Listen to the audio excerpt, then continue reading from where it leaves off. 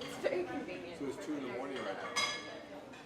For the third consecutive year, a Dodger contingent made an Emirates-sponsored off-season trip to Dubai.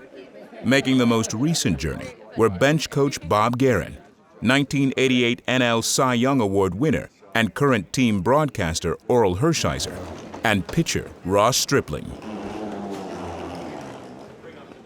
About to board a 2-story airplane and travel 16 hours through the night to Dubai. Wow, this TV is bigger than the one we have in our bedroom. Finding out I was going to Dubai, and the first thing I did was go ask, JT and Chase and some other guys that had been, just like, what's it like? And the first thing all of them say is just like, wait till you see the plane. This is very much like what Carrie Bradshaw used in Sex and the City on her way to Abu Dhabi. That was our research. My wife and I watched that one to get ready for this trip. This is pretty amazing. I've never flown with having my own pod. I'm kind of glad that this goes up and down, I think, so that I can actually talk to my wife, so that'll be fun. We had privacy shades, we had a bar in front of us, we had a 24-inch screen TV, we had blankets and pillows where your chair would turn into a bed. We were completely blown away. My 2 reading materials right here. This book, absolutely amazing. And of course, this man, absolutely amazing. So this what I'm going to do on the 2 flights, to and fro. Thank you. Oh, I'm sure they're great. Thank you. Thank you so much. This is awesome. Are we allowed to sit like this as a couple, or do we have to use both? I'm just kidding. Pretty cool. This is awesome. This is so cool. It definitely live up to the hype of what I thought they would be in my head. Orel over there getting his PJs on. I am still smiling thinking about this. So they have ruined travel for the rest of our life. Off to Dubai, guys. See you guys in 16 hours.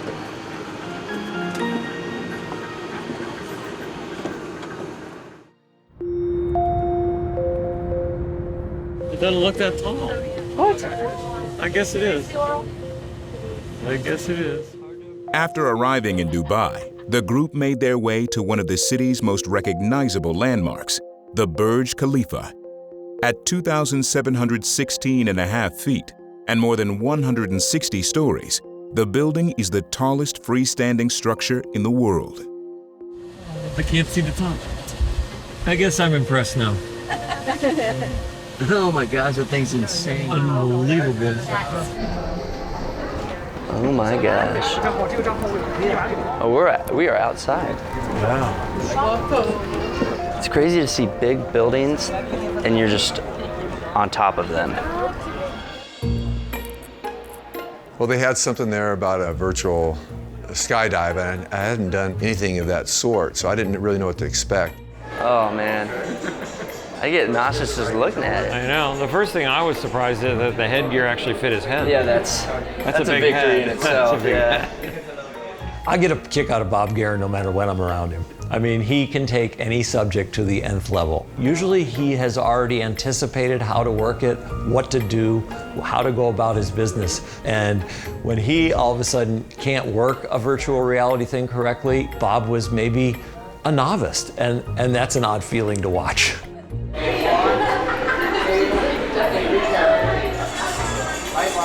Jump, Bob. Go.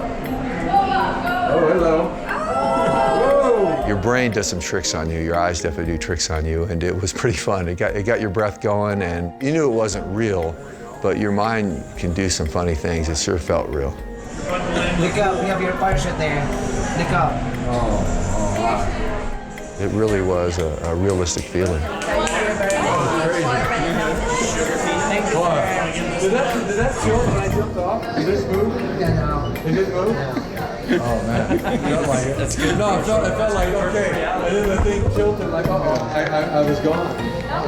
Although Garin's skydive made for some light entertainment, a grander spectacle awaited outside. I've been to the Bellagio fountains, and I've seen laser shows put on by Cirque du Soleil, and I've seen them all. The laser show and the coordination with the music is off the charts, the best I've ever seen, and the largest you're ever going to see. It wasn't just the same show over and over. We sat there for maybe 2 hours and we saw a different show every 10 or 15 minutes. And your first thought was, how do they do that? How could they get that kind of lighting all organized to the music and the beauty of it? It was just incredible.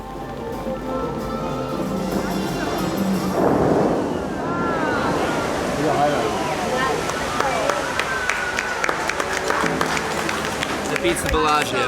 Definitely beats the Bellagio.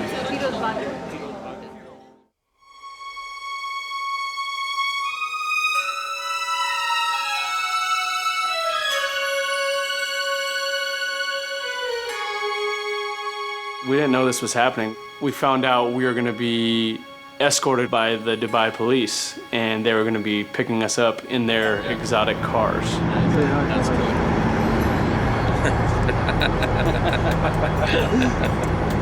Never been so excited to be in a police car. We got picked up in a McLaren, which is like a really fast sports car, racing car.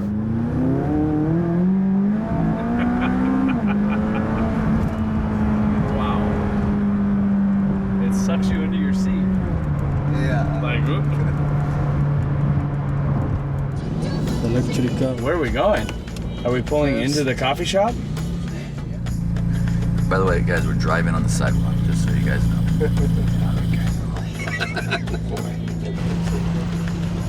How you guys doing? Is that a mimosa? Yeah, come over. Good for you. Hello. Hi. How are you? You guys being good? Good. All right. Well, we didn't have to arrest anyone.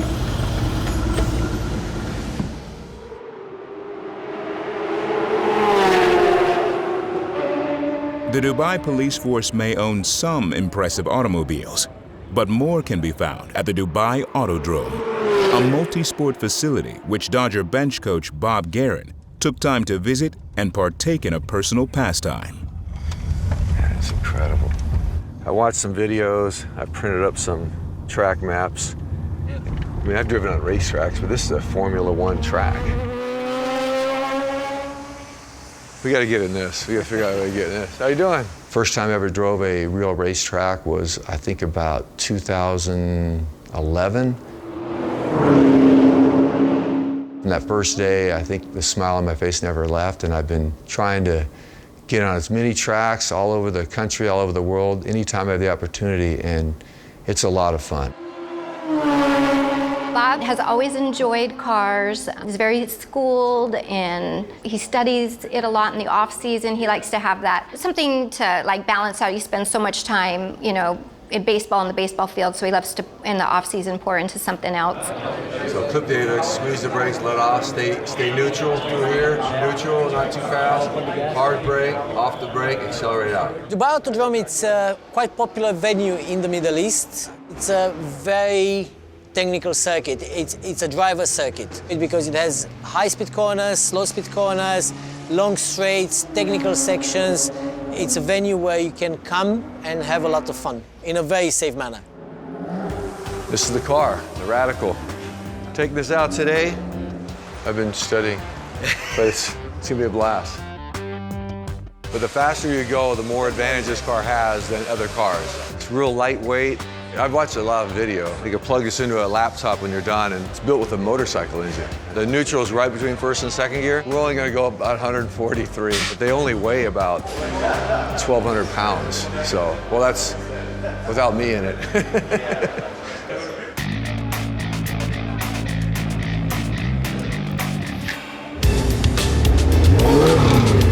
First time in the car, first time on the track, I felt like I pushed, you know, my limits. Racing is really not for somebody my size in general. The pedals to the car, the brake pedal and the gas pedal are so close together. When you wear a size 15 shoe, my feet are just too big.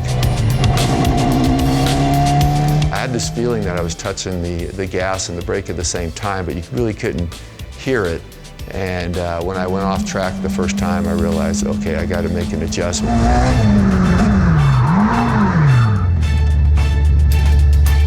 I actually started using my brake with my left foot, my gas on the right foot. It was a good experience to try to learn something on the fly like that and stay safe at the same time, but it worked out a lot better. I like the fact that he took it progressively, so even though Sometimes experienced drivers can go much faster. He took it progressively. He got to know the car first. He got to know the track first. And once he felt comfortable, he was able to enjoy it even further. I love the skill level and the concentration level from going fast, hitting brakes, when to turn, how to turn. There's so much to learn. I think I enjoy the learning aspect as much as the speed and the thrill aspect.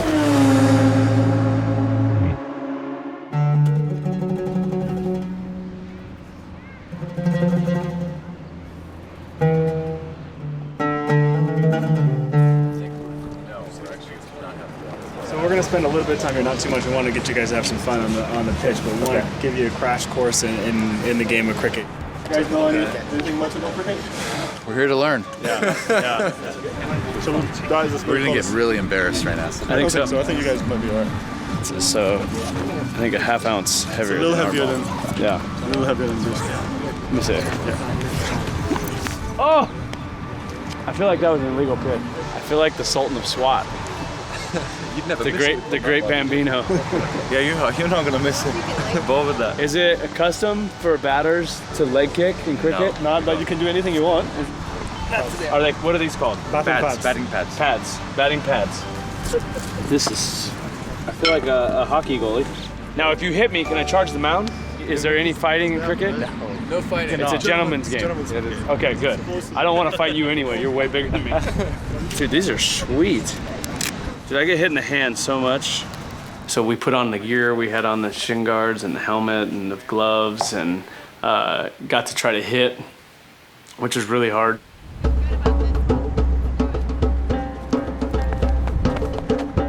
Oh, man! It's kind of difficult for them because they're not used to it, of pitching the ball and spinning in a way. Nah, hey! Come on, man. And the guy was like, hey, what's going on, man? Are you gonna swing? And I said, dude, I'm not supposed to swing at balls that bounce, so this is a little foreign for me.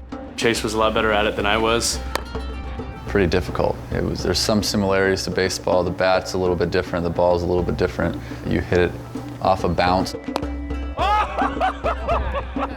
Here at the big league level, if you try to hit it off the bounce, you're not going to be so successful. These guys have massive bat speeds. I mean, their hand speeds are very good, and for them to pick this game is kind of easy. Yeah, that's a knock. Do I run? I'm about to hit a missile. There you go! Get off me! It was fun to talk to him. It was fun to learn the rules of the game. It was a good day. Yeah. Thank you. Yeah, appreciate it. Good stuff, guys. Nice job. During the 2017 Dubai trip, the Dodger players learned from locals about a sport that is immensely popular in the UAE. During the most recent trip, the Dodger contingent instructed the locals about America's national pastime. There's three kinds of coaching, guys. There's the guy who's going to tell you what you're doing wrong. Okay, that can be like the worst coach you can have. And then the second best coach is a guy who can tell you something to do right. Okay, but the best coach in the world, the master coach, and what you're looking for as you coach yourself, is you're looking for one thing to fix that fixes like 3 or 4 things that are going wrong. Any questions? Nothing? Totally lost? I'm sure you guys are ready. I'm ready to move. You never want to get on your toes. If you get on your toes, you're going to start swinging around. Your weight is going to go that way. Everything needs to be through your heel in one direction, right? Because that's how you conserve all your energy.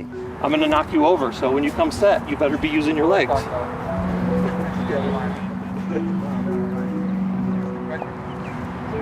Kick that leg and go. We had a very nice small group, so there was a lot of one-on-one instruction, and these kids were very attentive. And we were very impressed with some of the guys' abilities. Were really, really good for their age. So there's a chance that you're going to start to see some really good baseball players come out of here. Pretty doggone good. Those are much better, aren't they? All right, so that looked pretty good. What'd you guys think? Looked pretty good. That was a nice lefty delivery. I don't know that the kids fully grasp how incredible an opportunity it is to have this kind of one-on-one time with the people that we've had over here, from Dave Roberts, Justin Turner, Chase Utley, and this year we've got Ross Stripling and Oral Hershiser. Kick that leg into that leg and go. Feel the difference? Yeah. You guys really want this? I did this after I learned it from Sandy Koufax, who's one of the all-time greats. I did this probably 200 to 300 times a day without a ball. It's insane to think that, yeah, one of the top pitchers in the world is out here in the Middle East talking to a bunch of kids that live in Dubai. It's actually so awesome. You're going to be a funky lefty. Yeah. You're going to be a funky lefty. It's going to be about movement and location. To see the light bulb goes on in a kid's eyes, because you can take somebody that thinks they're not very good and you put them in the right positions and teach them some of the right movements, all of a sudden they get very good, and all of a sudden you see their confidence grow. So you have to make sure that that thing is dead straight, because I mean, it is impossible to try and aim this way and throw a strike over there. Secondary, yep. Boom, center field. Tag, tag, tag, tag, tag. Yeah! Oh, all right. Now you're safe. There you go, good. We really put together a pretty good clinic over the course of a couple hours and really kind of, hit just an overarching baseball theme of different talents and areas of the sport that we were able to teach these kids that otherwise they may not have access to over there, just because baseball is kind of so low on the totem pole of sports. Good job, man. Appreciate it. Yeah, I can't tell which one of those are big leaguers. No, I can't either, man. A couple of those popped my hand, yeah. Popped my hand.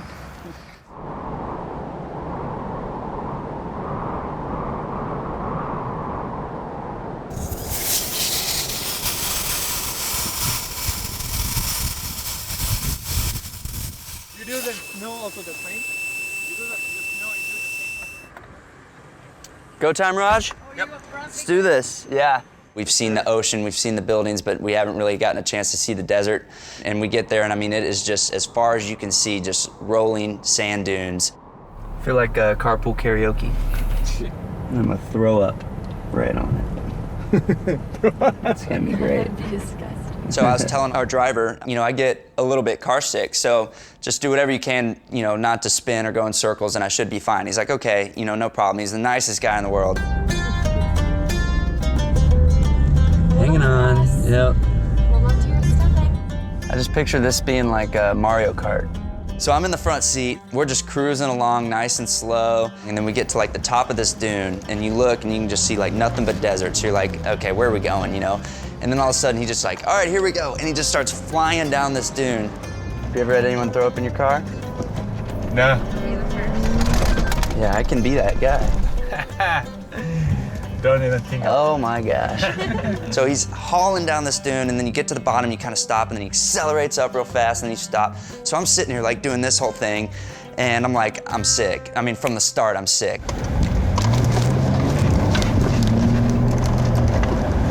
You guys enjoying it? Yes. I'm in the middle. No, you're not. I'm doing okay. Watch straight. Just watch straight. I'm like, man, I'm not gonna be able to do this. And he I don't necessarily know if he believes me or what's going on. He's like, okay, whatever. But he's trying to give these people a fun experience, So he's going still, just giving it like full throttle down, full throttle up. Minutes go by, and I'm like, dude, are we almost there? And he's like, yeah, I swear we're almost there. I'm like, dude, you have to stop. I'm gonna throw up.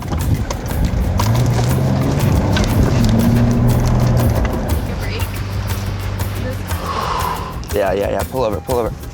So he stops the car. I jump out, and I'm like literally about to throw up, but I don't want to do it in front of all these people. So I run up the dune and try and like get away from these people. Well, everyone else stops because we stopped them, and they get out and they start following me because they think I'm going to like take a picture of this sunset. Oh, they're stopping for a view. Not the right view to stop for. I feel bad for saying it was hilarious, but it was. But at the same time, I totally felt for Ross. He was super car sick, and all these people had no idea that he was feeling car sick. They all thought we were going to take a picture of the sunset that was going down behind the desert, so. It was odd to see a guy who's so tough and so competitive and so locked in on the mound and so meticulous to all of a sudden lose it. I was doing fine about halfway, and then he did one where he went like up and turned. Yeah. I was done. Pretty severe. It was an awesome experience until I got sick. And I mean, it was still awesome. And I'm, feel bad that everyone had to watch me get sick and I had to make everyone stop. But man, I wasn't feeling very good.